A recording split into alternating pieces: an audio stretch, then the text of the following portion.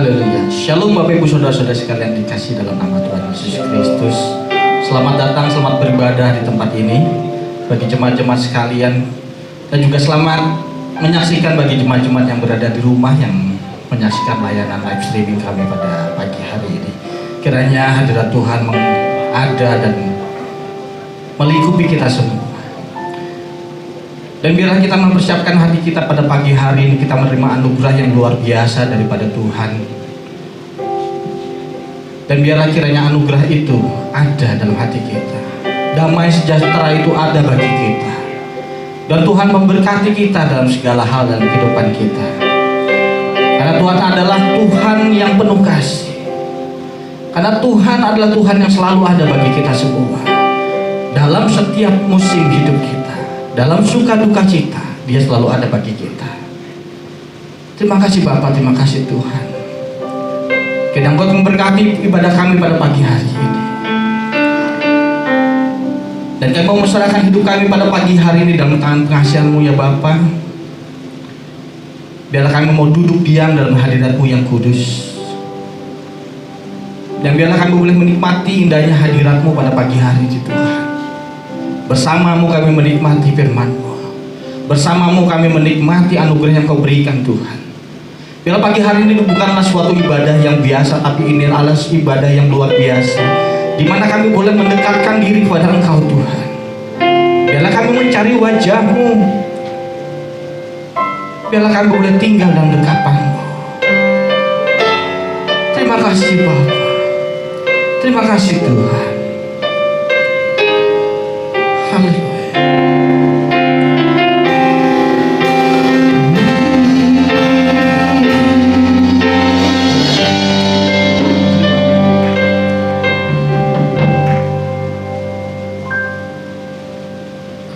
Kemanakah kami mencari kasih sejati? Kemanakah kami berseru saat badai datang menderu? Yang kami tahu hanya Kau yang mampu pulihkan segala sesuatu. Kemanakah kami mencari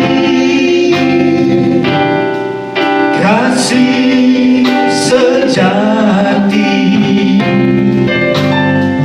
Kemanakah kami berseru saat badai datang menderu? Yang kami tahu hanya Kau yang mampu pulihkan segala sesuatu. Kami perlukan keajaiban-Mu. Kami butuhkan sentuhan tangan-Mu. Kami tak dapat jalan sendiri. Kami perlu Kau Tuhan.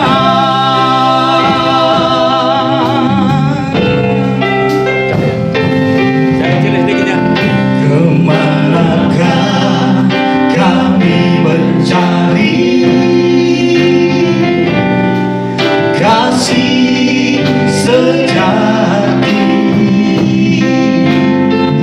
Kemanakah kami berseru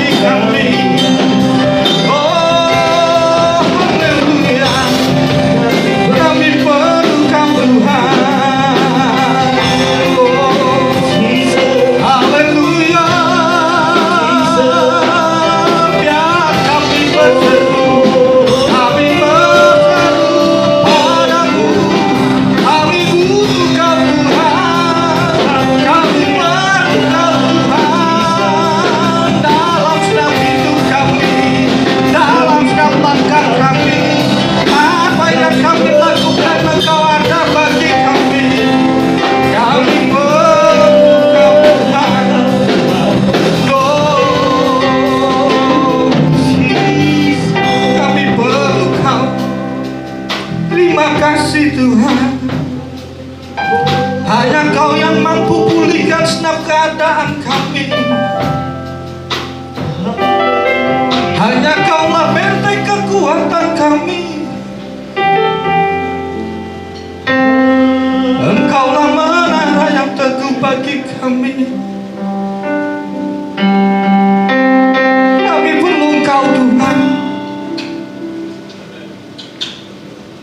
Karena Kaulah satu-satunya Tuhan dalam kehidupan kami. Kami perlu Engkau Tuhan. Karena Engkau yang pemelihara hidup kami. Engkaulah sumber kekuatan kami. Engkau sumber pengharapan kami. Dan Engkaulah kemenangan kami. Terima kasih Tuhan. Terima kasih Tuhan. Terima kasih Tuhan.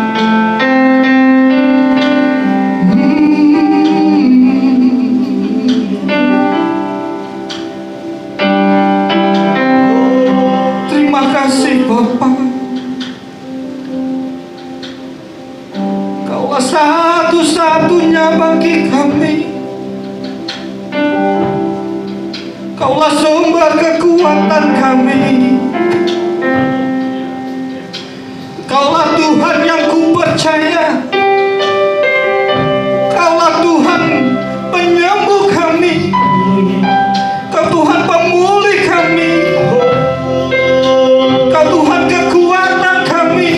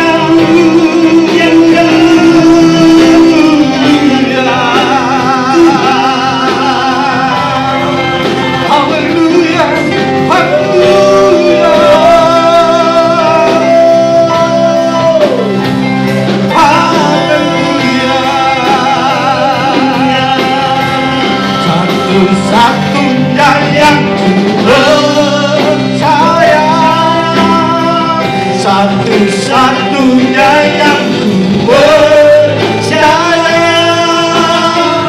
Engkau sumber kekuatan, sumber pengharapan, sumber kedamaian. Engkaulah satu-satunya yang ku andalkan, satu-satunya yang ku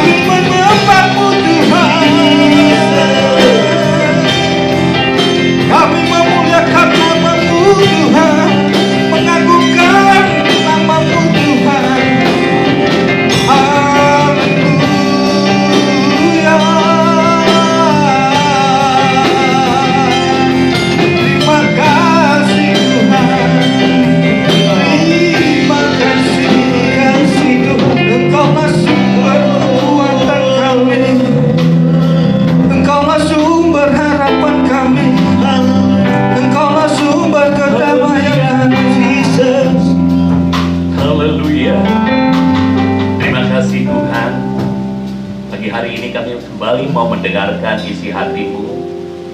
Silakan Tuhan berbicara buat setiap kami agar hidup kami benar-benar diperlengkapi oleh apa yang Tuhan sudah sediakan, supaya kehidupan kami bisa benar-benar merasa aman, damai, sejahtera, karena dapat beristirahat padamu dan mempercayakan semua jalan-jalan hidup kami kepada tangan Tuhan yang ajaib, pada kuasa Tuhan yang dahsyat, yang sanggup bukan hanya memelihara kami, tetapi menjadikan hidup kami efektif di tengah-tengah dunia ini, menjadi berkat bagi kerajaan-Mu, berkat bagi banyak orang.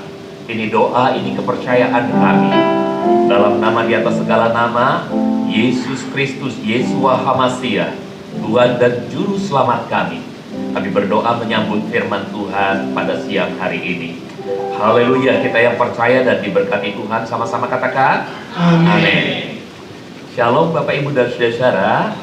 Haleluya, Tuhan Yesus Kristus, Tuhan Yeshua HaMashiach sangat mengasihi kita, amin. Nah, Bapak Ibu dan Saudara, selamat pagi, selamat hari Minggu. Ini sudah siang ya, selamat siang, selamat hari Minggu, selamat beribadah. Dan bagi Bapak Ibu dan Saudara yang ada di rumah, juga bersama dengan keluarga masing-masing, selamat beribadah. Selamat mendengarkan firman Tuhan. Di minggu ini dalam anugerah Tuhan, saya rindu berbagi kebenaran firman Tuhan mengenai more about speaking in tongues. Masih mengenai bahasa roh, saudara ya. Oke, ada beberapa hal yang sudah kita ketahui pada khotbah yang lalu. Jadi melanjutkan khotbah yang lalu, minggu ini saya hendak membicarakan hal-hal penting mengenai bahasa lidah, atau dikenal oleh banyak orang Kristen Indonesia dengan sebutan bahasa roh. Ia merupakan tanda dari baptisan dan kepenuhan Roh Kudus, sekaligus juga sebagai karunia roh bagi kita orang percaya. Nah, Bapak Ibu dan Saudara, jangan dilupakan, dia adalah tanda tapi dia juga karunia. Nah, saudara yang terkasih dalam HaMashiach Yeshua, mari sebelumnya kita akan bersama-sama membaca 1 Korintus 13 ayat yang pertama. 1 Korintus 13 ayat yang pertama, di sana dikatakan, sekalipun aku dapat berbicara dalam berbagai bahasa manusia dan malaikat, namun jika aku tidak memiliki kasih, aku bagaikan gong yang berdegung atau canang yang gemerencang. Nah, ayat ini menyebutkan tentang adanya dua bahasa, bahasa manusia, bahasa malaikat. Nah, dalam khotbah saya yang lalu telah dijelaskan tentang adanya nubuat yang mau tidak mau harus memakai bahasa manusia, sedangkan ada bahasa lidah atau bahasa roh, yaitu bahasa yang tidak dimengerti oleh manusia, yang gambaran bunyinya kira-kira seperti bayi yang meraban. Ini saudara-saudaraku ya, lihat gambar ini. Ini adalah capture dari sebuah video. Video itu memperdengarkan setiap bayi ini mengeluarkan kata-kata yang aneh, saudara-saudaraku, yang orang tua nggak ngerti, tapi orang tua seneng kalau lihat bayinya seperti itu, saudara-saudara ya. Jadi yang satu ngomong kata lagi gitu, saudara ya.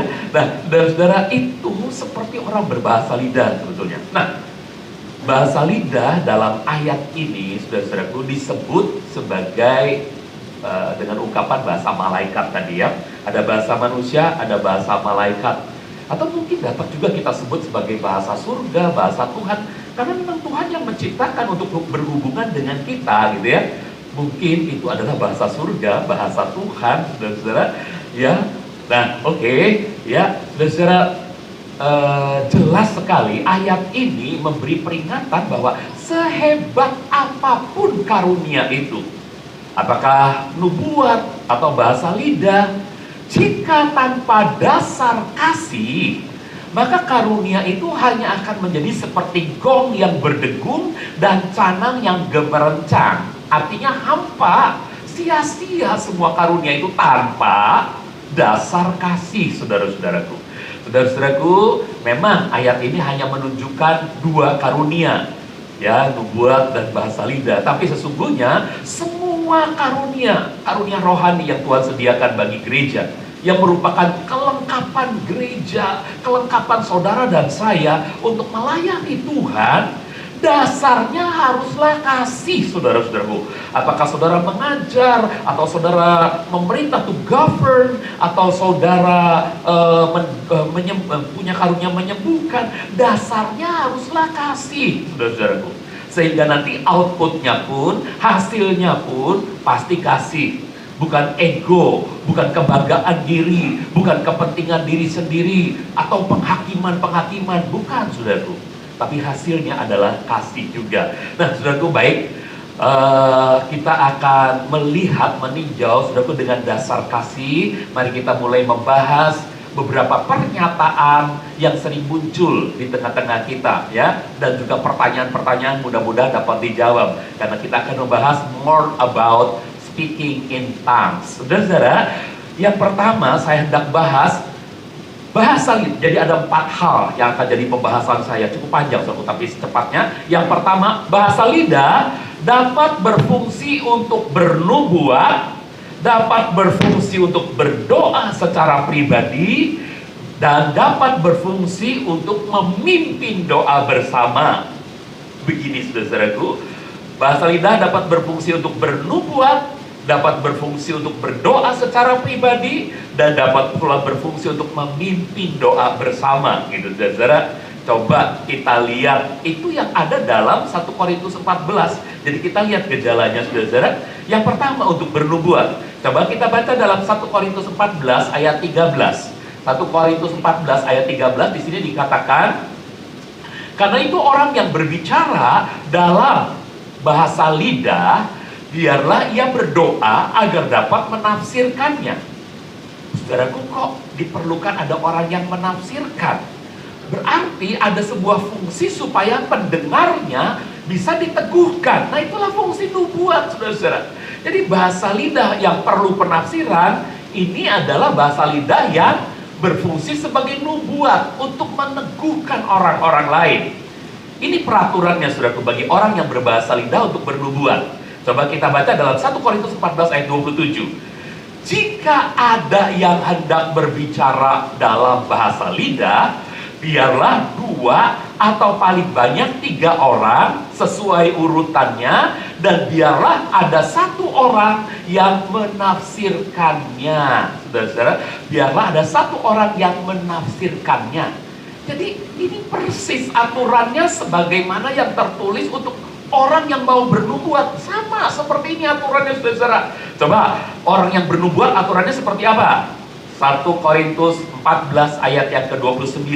Di sana dikatakan, mengenai orang-orang yang bernubuat, biarlah 2 atau 3 orang berbicara, dan orang-orang lainnya mempertimbangkan nubuatnya. Pendengarnya mempertimbangkan, ini nubuat dari Tuhan apa nubuat, ya, gitu, saudara-saudara. Oke. Nah, saudara-saudara, jadi berbahasa lidah dengan seorang penafsir fungsinya sama dengan bernubuat, saudara. Coba kita baca dalam 1 Korintus, ya udah ya tadi ya, 1 Korintus 14 ayat 29. 1 Korintus 14 ayat 29. Mengenai orang-orang yang bernubuat, biarlah 2 atau 3 orang berbicara dan orang lainnya mempertimbangkan nubuatnya. Jadi bernubuat di sini kira-kira gambarannya sama dengan orang yang berkhotbah, gitu, saudara-saudara. Itu bernubuat, saya berkhotbah sama. Saya sedang bernubuat buat saudara-saudara. Saudara tinggal mempertimbangkan khotbah saya. Ya, lihat gambar ini adalah gambar seorang yang sedang berkhotbah, saudara. Nah, itu fungsi yang pertama. Berbahasa lidah dengan seorang penafsir punya fungsi untuk bernubuat. Sekarang fungsi yang kedua, untuk berdoa secara pribadi. Ya, kita baca dalam 1 Korintus 14 ayat 14. 1 Korintus 14 ayat 14. Sebab jika aku berdoa dalam bahasa lidah, rohku berdoa. Bahasa lidah yang berfungsi untuk berdoa secara pribadi, ini merupakan kontemplasi, perenungan, saat teduh antara roh kita dengan Tuhan. Ini adalah komunikasi dalam dunia roh, antara roh kita dengan roh Tuhan. Maka tidak diperlukan penafsir, saudara-saudaraku. Tidak diperlukan penafsir. 1 Korintus 14 ayat 28 mengatakan begini. Namun jika tidak ada orang yang menafsirkan, biarlah ia tidak berbicara kepada jemaat. Sebaliknya, ia hanya berbicara kepada dirinya sendiri dan kepada Elohim. Lihat gambar ini, saudara-saudaraku. Ini adalah gambar seorang wanita yang hanya berbicara kepada dirinya sendiri dan kepada Tuhan. Kalau dia sedang berbahasa lidah waktu itu, nggak perlu penafsir lagi, saudaraku. Sebab fungsinya adalah untuk berdoa secara pribadi, saudara-saudaraku. Nah, saudara-saudaraku, jadi sudah ada dua. Yang pertama untuk bernubuat, yang kedua untuk berdoa secara pribadi, dan yang ketiga untuk memimpin doa bersama. Tentu 1 Korintus 14 ayat 16 kita baca ayat ini. Sebab jika engkau memberkati Elohim dalam roh, memberkati Elohim dalam roh itu maksudnya waktu Tuhan memberkati roti, memecah-mecahkannya itu dia berdoa. Jadi memberkati Tuhan, memberkati sesuatu itu dia berdoa. Jadi sebab jika engkau berdoa kepada Elohim dalam roh, ini berbahasa roh, berbahasa lidah, bagaimana orang awam yang ada di tempat itu akan berkata amin terhadap ucapan syukurmu, terhadap doamu, sedangkan ia tidak paham apa yang engkau katakan. Nah, saudara-saudara, jadi kalau sedang berfungsi untuk memimpin doa bersama, jangan pakai bahasa lidah, saudara-saudara, kecuali ada penafsirnya sehingga pendengarnya bisa bilang amin. Oke, saudaraku, jadi ketika berfungsi untuk memimpin doa bersama, lihat gambar ini ada gambar seseorang sedang memimpin doa dalam ibadah. Jika orang berdoa itu berbahasa lidah, maka diperlukan seorang penafsir. Supaya apa? Supaya seluruh jemaat yang mendengar doanya, imannya dibangun, dan orang-orang itu bisa berkata amin. Kalau dia cuma bahasa lidah aja, mana ada yang orang yang bisa berkata amin, saudaraku, ya. Oke. Jadi ini tertulis juga dalam 1 Korintus 14 ayat yang ke-17, coba. Sebab sungguh pun engkau mengucapkan doamu dengan baik, syukurmu dengan baik, namun hal itu tidak membangun orang lain. Kalau saudara sedang memimpin doa, jangan sepenuhnya bahasa lidah. Kalau sepenuhnya bahasa lidah, mesti ada penerjemah, mesti ada penafsir. Kalau tidak ada penafsir, nggak ada yang akan bilang amin, saudara-saudaraku. Oke, nah jadi fungsi yang pertama adalah untuk bernubuat, fungsi yang kedua adalah untuk berdoa secara pribadi dan untuk berkontemplasi secara pribadi. Fungsi yang ketiga adalah kalau memang saudara mau berdoa untuk jemaat, memimpin doa jemaat, boleh berbahasa lidah, tapi harus ada penafsir. Atau kalaupun saudara berbahasa lidah, sebentar aja, cepat-cepat berhenti, lalu berbahasa biasa. Karena kalau terus-menerus berbahasa lidah, nggak ada yang mengaminkan, saudara-saudaraku, ya, kecuali ada yang bisa menafsirkan. Baik, itu yang pertama. Ini bahasan yang pertama. 3 fungsi bahasa lidah. Yang pertama untuk bernubuat, yang kedua untuk berdoa secara pribadi, yang ketiga untuk memimpin doa. Tetapi ini sebetulnya seharusnya pakai bahasa biasa. Kalau dia harus pakai bahasa lidah, mesti ada penafsir. Oke. Yang kedua, bahasan kedua adalah bahasa lidah yang berfungsi sebagai doa tadi. Yang kedua ya, yang berfungsi sebagai doa, disebut juga berdoa dalam Roh Kudus, itu paling sedikit mengandung 3 manfaat. Ini bagian 2 pembahasan kita. Bahasa lidah berdoa dalam roh itu mengandung 3 manfaat. Berapa manfaat, saudara? 3 manfaat. Oke, ya, kita lihat sekarang manfaat yang pertama. Sebagai salah satu perlengkapan senjata perang rohani. Katakan, senjata perang rohani, saudara-saudaraku. Sebagaimana tertulis dalam Efesus 6 ayat 18 bagian A. Coba kita baca sama-sama. Berdoalah senantiasa dalam roh. Jadi berdoa dalam roh atau berbahasa lidah, ini adalah perlengkapan senjata Elohim yang Elohim siapkan untuk peperangan rohani. Sebab ini tertulis dalam Efesus 6 ayat 11 sampai 18, saudara-saudaraku. Nah, ini gambarannya, gambaran perlengkapan. Lihat gambar ini, saudaraku, ini gambar perlengkapan senjata perang rohani yang tertulis dalam Efesus 6 ayat 11 sampai 18. Ada ketopong keselamatan, ada baju zirah keadilan, ada ikat pinggang kebenaran, ada pedang roh, ada kasut kerelaan memberitakan Injil, ada perisai iman, dan ada berdoa dalam roh. Berdoa dalam roh itu artinya berbahasa lidah, saudara-saudaraku. Jadi berbahasa lidah ternyata adalah sebuah kelengkapan senjata perang rohani. Bayangkan kalau sudah disediakan Tuhan, saudara mau perang secara rohani, saudara nggak pakai senjata ini. Wah, orang Jawa bilang ciloko, ya kan, saudara-saudara? Betul nggak, saudara-saudara? Nah, saudara-saudara dikasih Tuhan, itu yang pertama. Yang kedua, sebagai sarana membangun iman diri sendiri. Ini minggu lalu sudah saya khotbahkan, tapi sekali lagi ada ayat pendukung yang lain. Coba kita baca Yudas 1 ayat yang ke-20. Dalam Yudas 1 ayat 20 dikatakan, tetapi kamu, hai saudara-saudara yang terkasih, bangunlah dirimu sendiri di atas imanmu yang paling kudus. Berdoalah dalam Roh Kudus. Saudaraku, berdoa dalam Roh Kudus, berdoa dalam roh, berbahasa lidah, itu akan membangun iman saudara sendiri, saudara-saudaraku.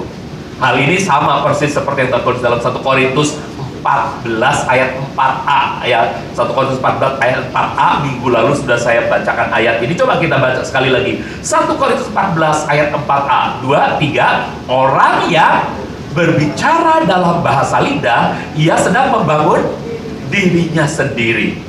Jadi fungsi yang kedua adalah sebagai sarana membangun iman diri sendiri, saudara-saudara. Sekarang fungsi yang ketiga. Fungsi yang ketiga sebagai sarana bersyafaat bagi orang-orang kudus. Sarana bersyafaat, atau apa itu bersyafaat? Berdoa demi kepentingan pihak yang didoakan, itu bersyafaat, saudara. Kita punya bahasa lidah yang bisa jadi sarana bersyafaat, baik buat anak-anak kita, buat orang tua kita, buat adik kakak kita, buat gereja kita, buat semua orang kudus, ya, bagi sesama orang percaya, termasuk keluarga kita sendiri. Dengan bahasa lidah kita bisa bersyafaat bagi mereka.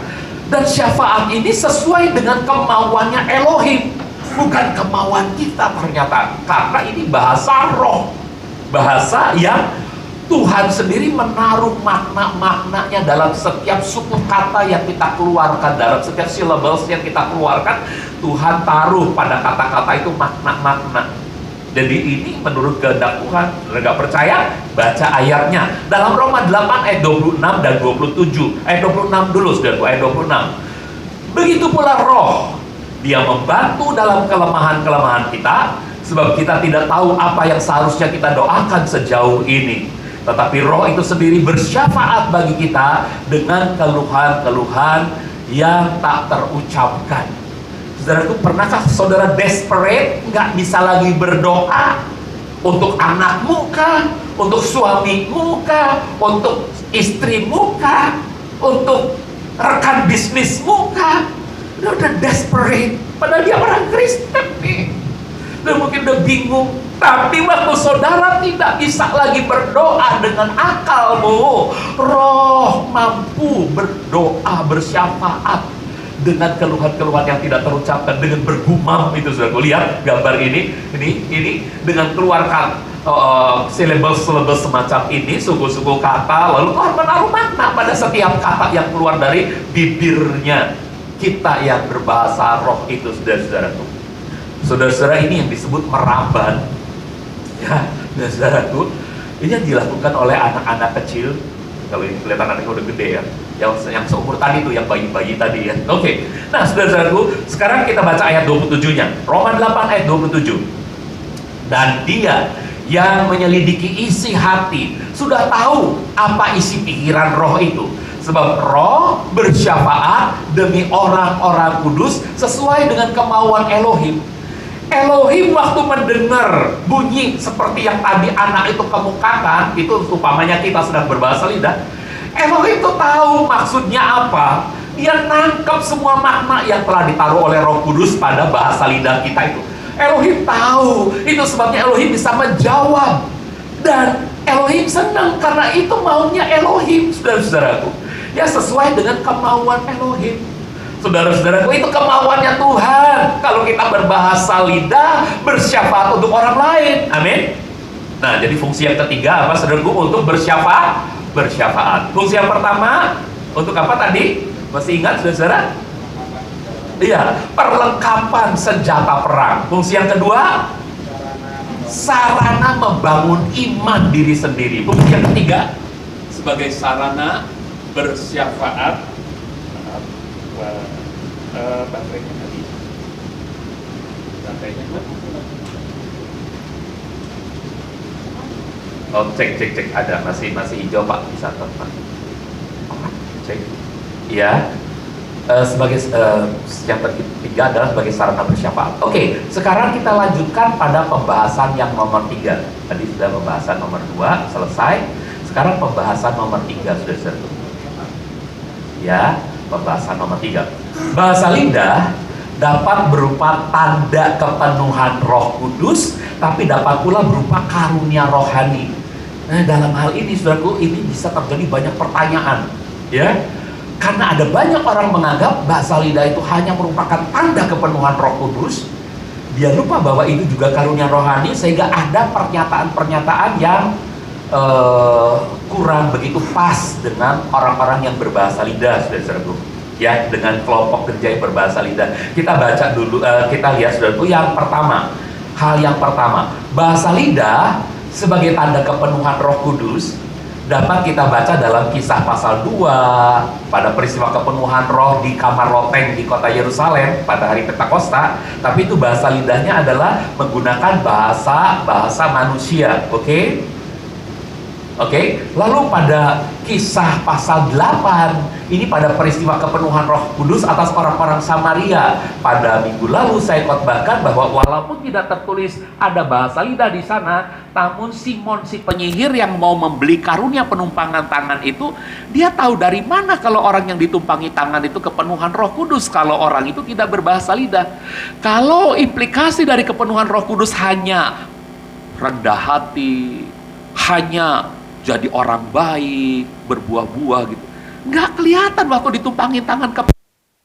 Kalau implikasinya adalah berbahasa roh, baru kelihatan gitu ya. Lalu dalam Kisah pasal 10 pada peristiwa Cornelius ya mengalami kepenuhan roh, saudaraku. Lalu pada Kisah 19 pada peristiwa kepenuhan roh atas jemaat Efesus. Lihat gambar ini Rasul Paulus menumpangkan tangan atas jemaat Efesus, lalu mereka kepenuhan roh, dan dituliskan dalam ayat di Kisah 19 itu bahwa mereka berbahasa lidah.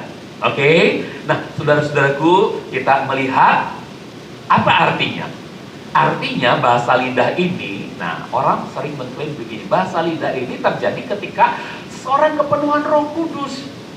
Artinya apa? Artinya nggak boleh dong ditiru orang yang tidak mengalami kepenuhan Roh Kudus. Hanya konsumsi orang yang kepenuhan Roh Kudus. Itu nggak bisa dimulai begitu saja oleh orang lain yang belum kepenuhan Roh Kudus. Ngerti nggak, saudara? Nah, ini diklaim oleh banyak orang seperti itu. Beberapa saudara yang berpandangan bahwa bahasa lidah hanyalah tanda kepenuhan Roh Kudus, maka inilah yang dijadikan keberatan apabila ada hamba Tuhan yang memerintahkan jemaatnya untuk berbahasa lidah. Mari saudara-saudara berbahasa lidah.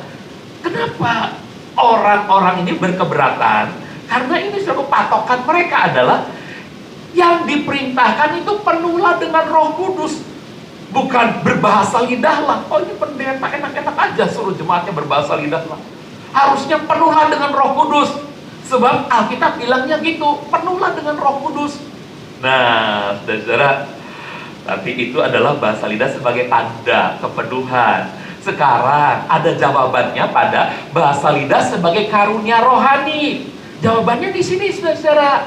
Jadi kita nggak boleh saling menyalahkan, tapi kita juga nggak boleh menyalahkan oleh orang yang berpandangan bahwa Pak Pendeta yang nyuruh-nyuruh itu sesat, itu nggak boleh juga menyalahkan dia yang ngomong begitu, karena dia pun punya alasan, saudara. Oke ya, tadi alasannya sudah saya jelaskan ya, yaitu nggak boleh dong disuruh-suruh berbahasa lidah, sebab yang harus disuruh adalah penuhlah dengan roh, baru nanti dia akan berbahasa lidah dengan sendirinya, gitu. Ngerti ya saudara?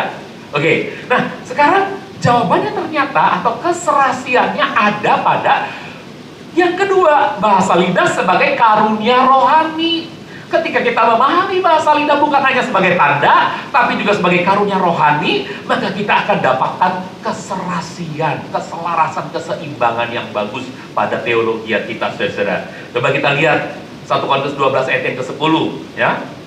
Kepada yang lain diberikan pekerjaan-pekerjaan mujizat. Ini atasnya nih, inilah karunia-karunia. Dari satu roh ada banyak karunia. Kepada yang seorang diberikan ini, nah kepada yang lain diberikan pekerjaan-pekerjaan mujizat, kepada yang lain lagi nubuat, ya, nubuat, dan kepada yang lain lagi membeda-bedakan roh, dan kepada yang lain lagi berjenis-jenis bahasa lidah, dan kepada yang lain lagi penafsiran bahasa lidah. Berarti betul bahasa lidah adalah karunia, betul ya saudara? Karunia rohani. Nah sekarang karunia rohani adalah pemberian cuma-cuma, saudara, amin kan itu? Dia bukan karena saudara berjasa. Kalau ada presiden memberikan karunia kepada saudara beras 20 kilo, saudara gak jasa apa-apa. Saya gak jasa apa-apa sama Pak Jokowi, ya. Saya doakan Pak Jokowi sih, tapi Pak Jokowi gak ngerasa doanya saya gitu, saudara. Saya dapat 25 kilo, saudara. Itu karunia, saudara-saudaraku. Karunia adalah pemberian cuma-cuma dari Tuhan untuk kelengkapan pelayanan menuju pelayanan yang efektif. Betul ya, saudara? Dan dalam bahasa sederhana, karunia itu disebut talent. Sudah tahu talent? Talent itu berasal dari kata bahasa Greka talanton, bahasa Yunani ya, talanton. Nah, talanton, bahasa kitanya apa? Talenta. Dalam perumpamaan talenta, saudaraku, Matius 25 ayat 14 sampai 30 dibeberkan bahwa sesungguhnya setiap manusia itu minimal diberi 1 talenta, saudara-saudara. Untuk hal apapun, ya. Untuk hal apapun, saudara. Saya nggak bisa nyanyi, Pak, nggak ada talenta nyanyi. Ada 1% ada. Cuman Anda nggak melatih aja, gitu ya. Pak, saya nggak bisa bisnis. Ada 1 talenta, cuman Anda pendem aja, gitu, saudara. Ya, saudara. Nah, memang ada yang dikasih 2 talenta, ada yang dikasih 5 talenta, saudara, itu hebat banget. Jadi nyanyinya itu hebat banget. Atau ya, ini masalahnya yang dapat 1 talenta itu tidak mengembangkan, melainkan memendamnya di tanah, saudara. Seharusnya setiap talenta itu dikembangkan, amin.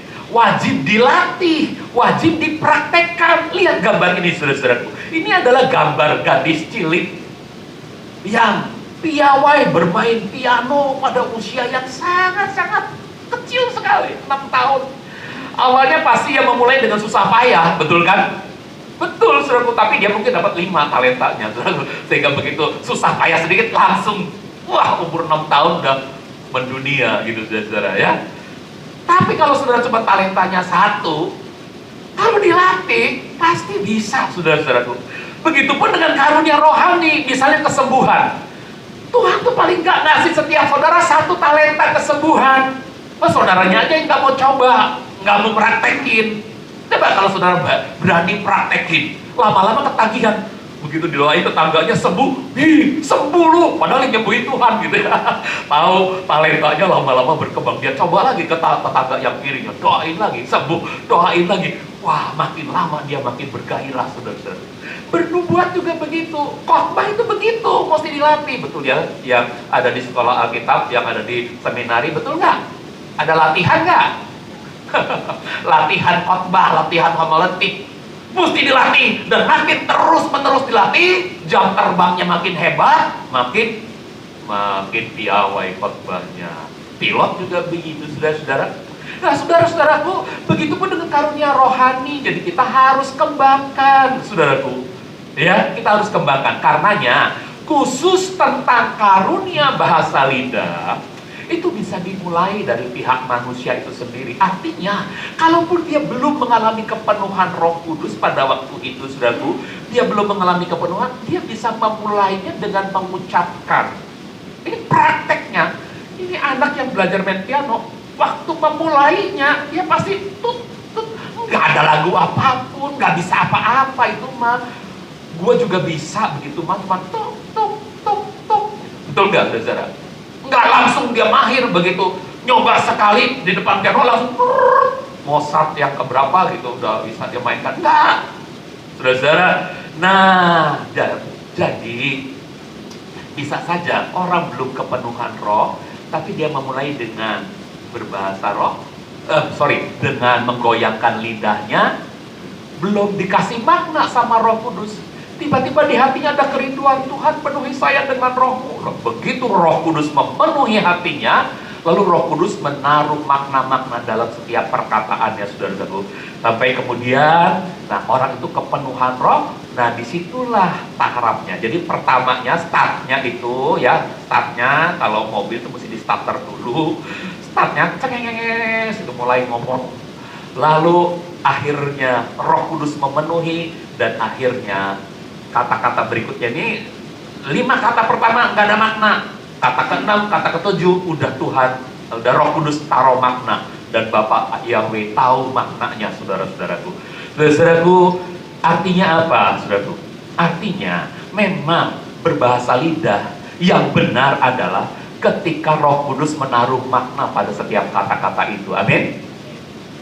Nah kalau begitu dampaknya apa? Dampaknya orang yang berbahasa lidah kadang-kadang bisa ngomong begitu tanpa Roh Kudus menaruh arti. Ngerti gak saudara? Jadi bisa juga dibuat-buat. Ngerti gak saudara?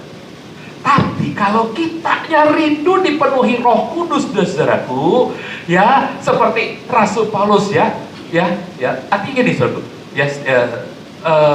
kita itu harus kalau ada orang yang menginstruksikan, ayo berbahasa roh, ayo mulai berbahasa lidah, itu masih bisa dimaklumi, sebab perintahnya ada perintah juga, dambakanlah karunia. Artinya dambakanlah karunia itu apa? Praktekkan karunia itu, ya, praktekkan, saudaraku. Seperti kata Rasul Paulus dalam 1 Korintus 14 ayat 14, coba. 1 Korintus 14 ayat 14. Jika aku berdoa dalam bahasa lidah, rohku berdoa, namun pikiranku tidak berperan. Jika aku, perhatikan kata jika aku ya. Lalu berikutnya saudaraku, ayat 15, ada kata-kata lalu apa? Rasul Paulus melanjutkan dengan pertanyaan, lalu apa? Jika aku berdoa dalam bahasa lidah, rohku berdoa, tapi pikiranku tidak turut berdoa. Lalu apa? Artinya ini pilihan buat Rasul Paulus. Lalu ngapain gua? Pilihannya apa saudaraku? Rasul Paulus memilih, aku akan berdoa dalam roh. Saudara? Jadi kalau Rasul Paulus sendiri berkata, kalau aku berdoa dalam bahasa roh, rohku berdoa. Kalau aku berdoa dalam bahasa lidah, rohku berdoa, pikiranku enggak berdoa. Lalu apa? Ada sebuah pilihan. Rasul Paulus memilih, aku akan berdoa dalam roh. Amin, saudara. Artinya apa, saudara-saudaraku? Artinya kita juga boleh memilih sama seperti Rasul Paulus, aku akan berdoa dalam roh. Amin. Nah, saudara-saudaraku, itulah bagian yang ketiga dari bahasan kita. Bagian yang ketiga dari bahasan kita adalah bahasa roh itu merupakan tanda, tapi juga merupakan karunia. Ketika orang hanya berprinsip itu merupakan tanda, dia akan menafikan orang-orang yang memerintahkan atau yang mengajarkan untuk anggota jemaatnya berbahasa lidah. Salah. Biarkan aja nanti bahasa lidah tuh dengan sendirinya. Kalau kamu kepenuhan Roh Kudus, pasti kamu akan berbahasa lidah. Saudaraku, padahal pendeta ini sedang mengajarkan talent itu harus dipraktekkan dulu, harus dilatih, karena kalau tidak dilatih, saudara nggak terbiasa. Jelas? Jelas, saudara? Oke, nah bagian keempat, ini sebuah penemuan, ini dahsyat. Ini bukan hasil penemuan saya, tapi pendeta atau pastor Robert Morris. Saya mendengar khotbahnya pendeta Robert Morris, kaget banget. Kok pas banget sama kita, saudara-saudaraku. Ya, begini saudaraku. Yang keempat, yang terakhir, bahasa lidah yang berupa berdoa dalam roh banyak menimbulkan kontroversi. Sebab satu, yang keempatnya nih ya. Kenapa menimbulkan kontroversi? Karena satu, dilakukan di dalam jemaat secara bersama-sama, padahal tidak ada penafsirannya. Dan bukan berupa nubuatan, gak ada penafsirnya yang bisa membangun jemaat sehingga menimbulkan suasana kacau. Ini kata satu pemikir. Ya, bukankah seharusnya bahasa lidah yang model begitu yang gak ada penafsir itu harusnya jadi doa pribadi yang dilakukan ketika sendirian sesuai dengan yang tertulis dalam 1 Korintus 14 ayat 28. Coba kita baca 1 Korintus 14 ayat 28, kan bunyinya begini. Namun jika tidak ada yang menafsirkan, biarlah ia tidak berbicara kepada jemaat, sebaliknya hanya berbicara kepada dirinya sendiri, kepada Elohim saja. Saudaraku, lalu jawabannya gimana? Jawabannya tergantung pada liturgi denominasi gereja masing-masing. Ada gereja yang semua doa diseragamkan, ya, sudah diketik, diseragamkan. Doanya begini. Atau harus dipimpin oleh pemimpin doa, di mana jemaat hanya bisa bilang amin. Lalu pemimpinnya berdoa lagi, jemaat bilang amin, bukan ya, tapi bahasa beneran ya, bahasa manusia ya, amin, gitu. Ada kan gereja yang model begitu. Ya kalau di situ ada berbahasa roh ya aneh. Ya, kalau di gereja model begitu ada bahasa lidah ya pasti aneh, saudara-saudaraku. Jadi kita nggak boleh menyalahkan kalau mereka punya pikiran begitu. Ini kacau di gereja nih, gitu ya. Kita nggak boleh menyalahkan, saudaraku, ya. Tetapi ada pula denominasi gereja yang mempersilahkan setiap anggota jemaat mendoakan keperluan kebutuhannya masing-masing dengan bebas, dengan leluasa berbicara kepada Tuhan. Gereja kita, waktu Pak Gerso mimpin doa atau Pak Marsudi pimpin doa, semua masing-masing berdoa. Pak Marsudi bilang, Tuhan berkati Pak Jokowi, dia lagi berdoa berkati Pak Prabowo. Waktu itu. Sebab dia ternyata kepala cabang partai iya kan? Halo, iya apa iya? Saudara-saudara, jadi bebas saudara bisa berdoa dalam gereja kita, gitu kan? Lalu pemimpin doanya hanya apa? Hanya memulai dan hanya bilang amin, selesai. Betul nggak? Saudara-saudaraku. Iya, artinya apa? Artinya pada jenis liturgi yang terakhir ini, maka setiap anggota jemaat berhak untuk berdoa secara pribadi. Dalam arti boleh juga kalau dia berdoa dalam roh berbahasa lidah. Lihat gambar ini, saudara. Lihat gambar ini. Ini semua orang nih, ada yang ngomong bahasa Indonesia, ada yang ngomong mungkin bahasa Filipina, ada yang ngomong bahasa lidah, gitu kan? Betul nggak? Masing-masing berdoa bebas, saudara. Oke, jadi kita nggak perlu saling menyalahkan satu gereja tertentu, nggak usah lah. Ya biarkan mereka yang memimpin doanya pakai kertas, ya nggak kenapa-napa, saudaraku. Emang kenapa? Tuhan juga tahu kok, ya. Cuma ya buat kita yang ngerti firman Tuhan bahwa ini adalah kelengkapan bersyafaat, ini luar biasa, saudara-saudaraku. Oke? Nah, jadi yang pertama, kenapa sering jadi kontroversi? Karena bahasa roh katanya dilakukan dalam jemaat secara bersama-sama. Ini jadi kacau katanya. Oke, yang kedua sekarang, saudara-saudaraku.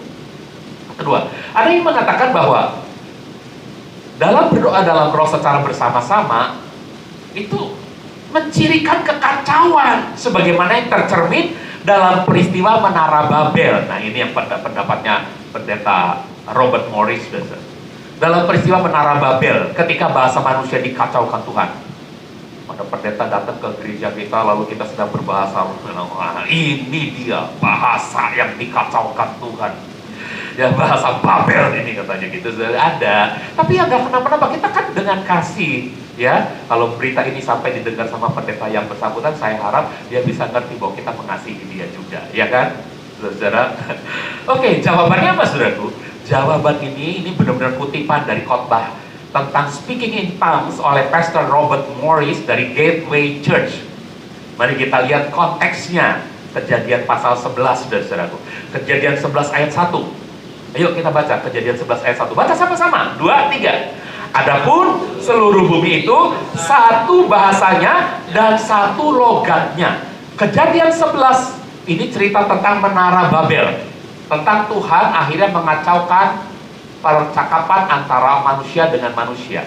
Tapi ayat ini mengatakan pada waktu itu di seluruh bumi satu bahasanya. Saudara tebak bahasa apa yuk? Ibrani, Pak. Bahasa apa? Banyak orang bilang Ibrani. Loh, ini belum ada bangsa Ibrani. Mana ada bahasa Ibrani? Bangsa Ibrani aja belum ada. Halo, bahasa apa menurut saudara-saudara? Ya saudara, coba kita baca dalam bahasa Ibrani, dalam bahasa Ibrani. Ya, Wayehi Kol Haaretz Syafah Echad Debarim Ahadim ya Pak ya. Saudara, jadi kata bahasa itu, satu bahasanya, kata bahasa itu pakai kata syafah. Pakai kata syafah. Bibir. Pakai kata bibir di sini. Oke? Nah, saudara, menurut saudara, bahasa apa yang dipakai seluruh bumi pada waktu itu? Cuma satu, bahasa apa? Ya bahasa yang Tuhan kasih sama Adam. Betul nggak? Bahasa antara Tuhan sama Adam. Bahasa antara Tuhan sama Adam, bahasa antara Tuhan sama Hawa, bahasa yang kemudian diadopsi oleh Adam dan Hawa antara mereka, bahasa antara Adam dengan Set anaknya dan keturunannya sampai pada masa ini. Itu kan bahasa satu-satunya artinya, iya enggak? Yaitu artinya itu bahasa Eden, betul nggak?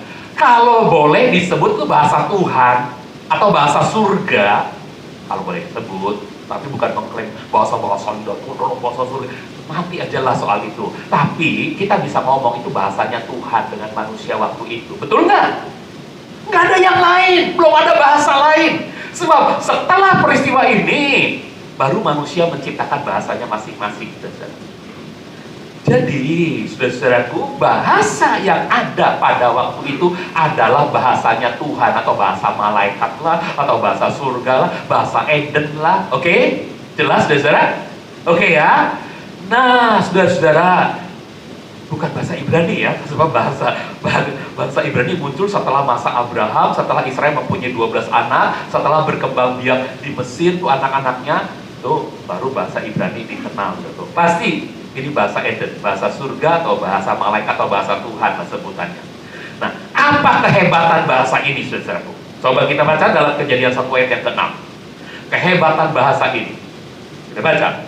Lalu Yahweh berfirman, lihatlah, orang-orang ini bersatu dan mereka pun semua pun satu bahasa. Ini barulah permulaan dari tindakan mereka. Maka sekarang tidak ada sesuatu pun yang dapat menahan mereka dari segala yang mereka rencanakan untuk mereka lakukan. Ayat ini sangat jelas mengatakan bahwa karena bahasa yang satu itu, bukan karena niatan mereka mendirikan Menara Babel. Dirikan Menara Babel, oke-oke saja. Tapi ternyata ada maksud untuk menyombongkan diri. Dan ternyata hal itu bisa terjadi kalau mereka masih tetap satu bahasa. Buktinya apa? Buktinya Tuhan harus menarik yang satu bahasa itu. Sehingga waktu Nimrod ngobrol sama istrinya ngomong apa gitu. Karena Nimrod seakan-akan omongannya dalam bahasa Eden itu enggak dimengerti lagi oleh istrinya. Artinya bahasa Edennya udah dicabut sama Tuhan. Jelas, saudaraku? Berarti ada kuasa yang dahsyat dalam bahasa itu yang dapat disalahgunakan oleh manusia untuk melawan Tuhan. Nah, cara Tuhan untuk meruntuhkan kuasa yang itu adalah dengan jalan membuat mereka tidak mengerti lagi bahasa Eden itu. Membuat mereka tidak saling mengerti. Inilah yang akhirnya membuat mereka menciptakan bahasa-bahasa mereka masing-masing. Bukan Tuhan yang ciptakan, kamu berbahasa Inggris ya, nanti kamu berbahasa Estonia ya, kamu berbahasa Sudan ya. Enggak. Akhirnya manusia bikin lambang-lambang bunyi, mulai ngomong, terbentuklah bahasa Inggris, terbentuklah bahasa Indonesia, bahasa Melayu. Saudara, muncullah berbagai macam bahasa seperti yang kita kenal sekarang ini, saudara-saudaraku. Intinya, bahasa yang kita kenal sekarang ini adalah bahasa hasil kekacauan, betul kan? Iya, tapi ini adalah bahasa normal. Justru ini yang dianggap bahasa normal. Nah, pendeta tadi bilang, oh itu bahasa kekacauan tuh, yang bahasa yang model begitu tuh, yang ini itu kacau, itu bahasa Babel. Yang justru bahasa Babel, hasil dari bahasa Babel adalah ini bahasa Indonesia kita, bahasa Inggris, ya bahasa Denmark. Itu bahasa hasil menara Babel, saudara-saudara. Betul ya? Yang diambil oleh Tuhan adalah bahasa Eden, saudara-saudara. Bahasa antara Tuhan dengan manusia. Itu yang diambil, saudara-saudara. Oke? Nah, saudara-saudaraku, sekarang coba kita baca dulu Kejadian 11 ayat 7-nya dah. Kejadian 11 ayat 7-nya. Karena itu marilah kita turun dan mengacaukan bahasa mereka. Bahasa mereka yang satu itu dikacaukan, artinya suami nggak bisa ngerti apa yang diomongin oleh istri, anak nggak bisa ngerti apa yang diomongin oleh orang tua, kuli nggak bisa ngerti apa yang diomongin sama tuannya, ya. Jadi kacau, saudara-saudaraku. Nah, jadi agar setiap orang tidak dapat mengerti bahasa sesamanya, ya bahasanya cuma satu waktu itu, betul? Nah, saudara-saudaraku, lalu tahukah kita bahwa pada akhir zaman ini Tuhan justru menubuatkan untuk memulihkan kembali bahasa Eden itu, bahasa surga itu. Lihat Sefanya 3 ayat 9. Sefanya 3 ayat 9, coba kita baca. Kata sama-sama, yuk. 2, 3. Tetapi sesudah itu aku akan mengembalikan kepada bangsa-bangsa bibir yang bersih, supaya mereka semua dapat memanggil nama Yahweh dan melayani Dia bahu-membahu. Bibir yang bersih. Kita cuma terjemahin bibir yang bersih. Padahal King James menerjemahkan itu dengan kata bahasa, saudaraku. Pure language. Coba kita lihat. For then will I turn to the people a pure language. Karena tadi safah itu adalah language, bahasa, ya kan? That they may all call upon the name of the Lord, of Yahweh, to serve Him with one consent. Saudara-saudara, pada akhir zaman Tuhan akan memulihkan bibir yang bersih. Apa itu maksudnya? Lihat gambar ini, saudara-saudaraku. Lihat, pada akhir zaman Tuhan akan memulihkan bibir yang bersih di bahasa Indonesia. Bahasa Inggrisnya pure language. Dari kata apa? Dari kata syafa, berurah. Syafa, berurah. Saudara-saudaraku, jadi syafa yang bibir ini, saudara-saudaraku, ini adalah bahasa. Supaya apa? Ketika bahasa yang Tuhan sudah cabut di peristiwa menara Babel itu dikembalikan lagi kepada kita, supaya kita bisa memanggil nama Yahweh. Amin. Dan saudara, ini hal yang dahsyat. Dahsyat, saudaraku. Dan dikasih Tuhan, mengapa semua ini terjadi? Pemulihan itu datangnya dari Tuhan, bukan karena keinginan dan kemampuan kita, saudara-saudaraku. Karena kasih Tuhan. So, kasih sesungguhnya adalah bukan kita yang mengasihi Tuhan, tetapi Tuhanlah yang lebih dulu mengasihi kita. 1 Yohanes 4 ayat 10 mengatakan, inilah kasih itu. Bukan kita yang telah mengasihi Elohim, melainkan Elohim yang telah mengasihi kita dengan mengutus putranya sebagai kurban pendamaian karena dosa-dosa kita. Saya harap saudara-saudara, kita benar-benar mengasihi dengan tulus, karena kita memiliki kasih Tuhan. Sekalipun ada orang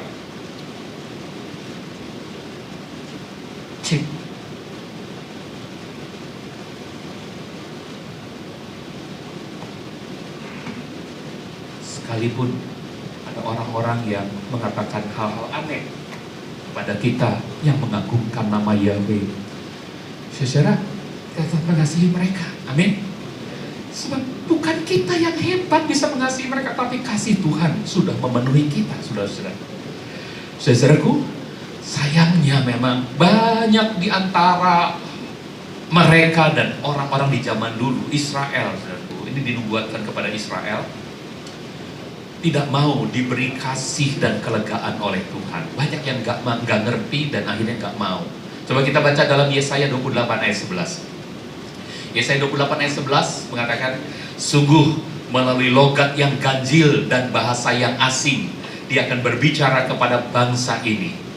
Saudaraku, kita baca dalam bahasa Ibrani, Yesaya 28 ayat 11. Yesaya 28 ayat 11 dalam bahasa Ibrani tertulis kata syafah dan kata lason.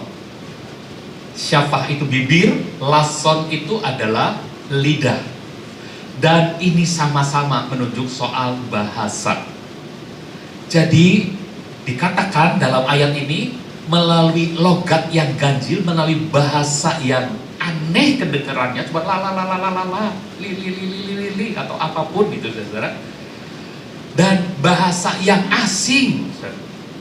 Yahweh akan berbicara kepada bangsa Israel.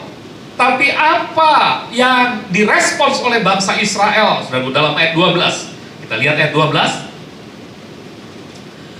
Kepada mereka dia berkata, inilah tempat istirahat. Bagi yang lelah beristirahatlah. Inilah tempat istirahatnya. Namun mereka tidak mau mendengarkan. Waktu Yahweh memakai seorang nabi berkata-kata dalam bahasa lidah, lalu Yahweh bilang, itu tempat istirahatmu. Artinya harusnya orang-orang lain menikmati istirahatnya Tuhan itu, yaitu lason dan syafah tadi, saudara-saudaraku. Bahasa lidah itu adalah istirahatnya mereka. Namun mereka tidak mau mendengarkan, saudara-saudara. Sayang, kemarin saya harus menyampaikan sesuatu pada seorang hamba Tuhan. Saya nggak bisa apa-apa, Pak. Dan Bapak mungkin juga nggak bisa apa-apa dalam posisi Bapak seperti ini. Saya hanya memberitahu Bapak, berbahasa lidahlah. Itu tempat istirahat Bapak. Sekarang mungkin saudara-saudara sengau, nyanyinya jelek. Ada orang yang begitu lagi sedih, dia bisa nyanyi. Tapi mungkin suara-saudara nggak begitu bagus. Kalau saudara dengar suara sendiri, saudara juga akhirnya nggak mau nyanyi. Berbahasa lidah, saudara. Itu tempat istirahat. Dan Yahweh sudah bilang sama orang Israel, ini tempat istirahatnya. Kesimpulan, bahasa lidah adalah perhentian atau tempat istirahat bagi kepenatan jiwa kita di masa sulit ini, saudaraku. Kita seharusnya menerima sebagai berkat luar biasa dari Bapa Yahweh. Tapi banyak dari kita justru takut menggunakannya. Karena kita pikir itu pasti bahasa kacau, dan kekacauan pasti berasal dari setan. Padahal Bapak yang baik di dunia ini seneng kalau lihat anak bayinya ngoceh. Betul nggak? Saudara, waktu anak bayi saudara mulai ngoceh, saudara pasti seneng. Bener kan? Saudara nggak langsung, waduh, wah ini bahasa setan nih, langsung dibungkam mulutnya. Tok. Anak lagi, ya ini anak ngomong nggak beres nih, bahasa setan nih, langsung ditekap gitu. Enggak, saudara-saudara, tidak dibungkam mulutnya agar tidak ngoceh. Enggak, sebab itu dianggap inilah bahasa yang memang Tuhan berikan. Begitupun Bapa di surga. Waktu kita minta Roh Kudus kepada Bapa, coba kita baca dalam Lukas 11 ayat 33, saudara-saudara. Lukas 11 ayat 33. Jadi jika kamu yang jahat saja tahu memberikan pemberian yang baik kepada anak-anakmu, apalagi Bapamu yang di surga, Dia akan memberikan Roh Kudus kepada mereka yang meminta kepadanya. Waktu saudara memulai bahasa roh, bahasa lidah dengan tanpa makna, karena saudara cuma praktekkan, karena ini adalah karunia, saudara praktekkan, belum ada makna, tapi di hati saudara bilang, Roh Kudus, aku rindu Engkau. Roh Kudus hadir memenuhi saudara, dan Dia akan taruh makna-makna dalam setiap kata-kata saudara. Jadi makna yang indah, bisa itu dalam makna peperangan rohani terhadap kuasa setan yang sedang menyerang saudara. Bisa juga itu maknanya adalah sesuatu yang akan meneguhkan pendengar di sebelah saudara. Jadi kalau ada yang kesetrum, bahasa lidah itu, saudara, wah kesetrum dia, bukan kesetrum.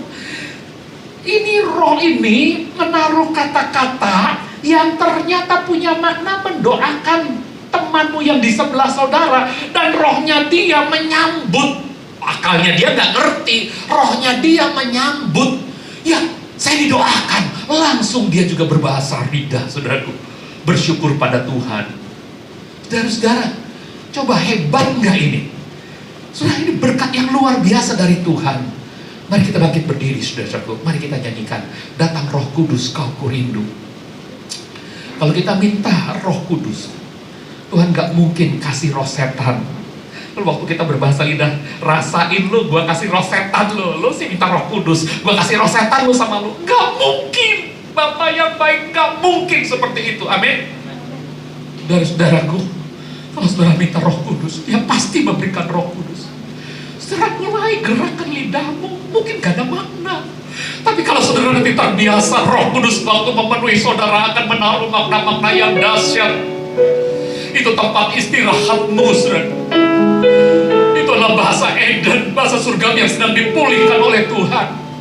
Saudara bisa mengalami kelegaan. Katakan, datang Roh Kudus, kamu rindu. Datang Roh Kudus, kamu rindu.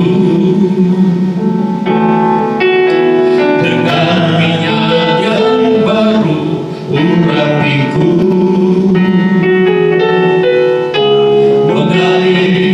Penuhiku, mengalir pulihkanku, kuasa-Mu bebaskan hidupku. Datang Roh Kudus, datang Roh Kudus, aku rindu. Dengan minyak yang baru, urapiku.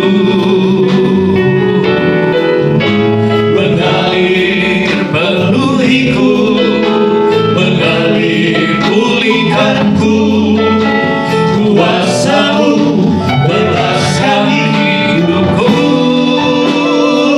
Satu yang ku rindu, bersekutu denganmu, bawaku lebih lagi tinggal di dalam-Mu, nikmati hadirat-Mu, jamalah seluruh hidupku.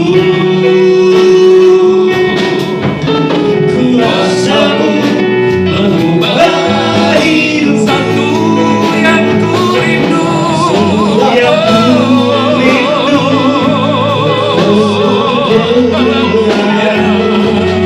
Bawaku lebih lagi tinggal di dalam-Mu, nikmati hadirat-Mu, jamalah seluruh hidupku.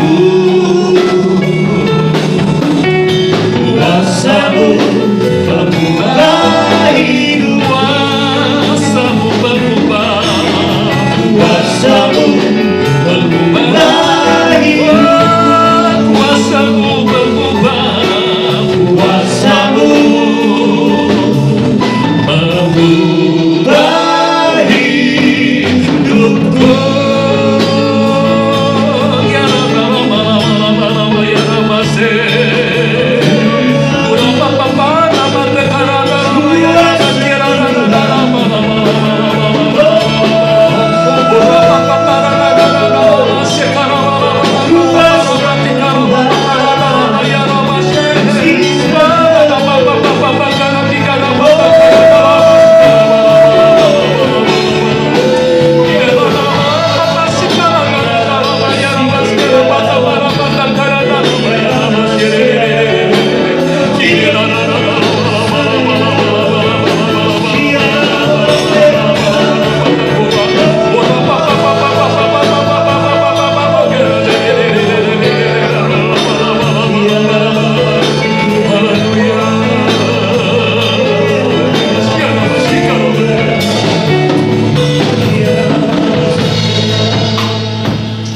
Saudara, mari tadakan tanganmu. Saya percaya kita sudah bersyafaat. Bersyafaat bagi seluruh anggota jemaat sudah. Bersyafaat bagi pemerintah dan bangsa kita juga sudah. Melalui bahasa lidah tadi, mari tadakan tangan. Kita terima berkat surgawi. Keluarlah kembali ke rumahmu masing-masing, saudara-saudara, dan yang ada di rumah. Mari kita sama-sama terima kasih karunia dari Tuhan kita, Yesua HaMasiah. Kasih dari Bapa surgawi kita, Bapa Yahweh yang mulia, dan persekutuan Ruach HaKodes menyertai hidup kita sekalian mulai sekarang sampai kekal selama-lamanya.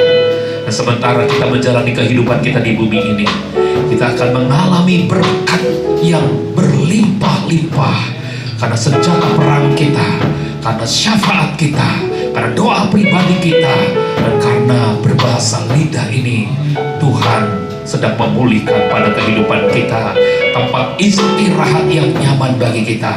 Maka kita akan jadi berkat bagi banyak orang, karena Yahweh memberkati kita dan melindungi kita. Yahweh menyinari kita dengan wajahnya dan memberi kita kasih karunia.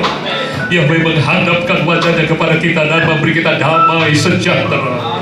Kita menerima semua berkat ini dalam nama Tuhan Yesua HaMashiach. Haleluya. Kita yang percaya dan diberkati Tuhan sama-sama katakan amin. Shalom.